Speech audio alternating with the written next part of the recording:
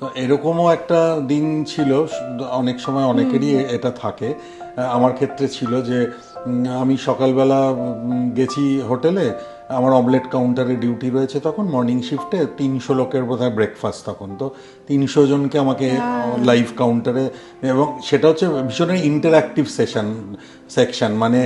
আমি অমলেট বানাবো, গেস্ট সামনে দাঁড়াবে, কথা বলতে হবে, স্মাইল, আর আমাদের ওই আই কন্ট্যাক্ট আর স্মাইলটা ভীষণভাবে লাগে আমাদের ইন্ডাস্ট্রিতে। তো আমি রেডি, হঠাৎ বাড়ি থেকে ফোন এলো, বাবা অসুস্থ, অসহ্য পেটে ব্যথা, মানে হসপিটালাইজ করতে হবে, পরে কিডনি স্টোন ডিটেক্টেড হলো, মানে হি গট অপারেটেড, পরে সবই স্মুথ হলো, কিন্তু ওই মুহূর্তে যে আমার একটা ব্যাক অফ দ্য মাইন্ডে ওটা রয়েছে যে বাড়ি থেকে ফোন এসছে, বাবার এটা কি হচ্ছে, কারা নিয়ে যাচ্ছে, আমার দাদা কাকা সবাই মিলে নিয়ে যাচ্ছে, আমি বেরোতে পারছি না। আমি কিন্তু গেস্টকে যে অমলেট বানাচ্ছি উইথ এ স্মাইলিং ফেস, হ্যাঁ, আমি গেস্টের সঙ্গে তাকিয়ে কথা বলছি এবং তার প্রেফারেন্স জিজ্ঞেস করছি, সেই অমলেটের ফিলিংয়ে ও কি চায় তাকে আমি সার্ভ করছি উইথ এ স্মাইলিং ফেস। তো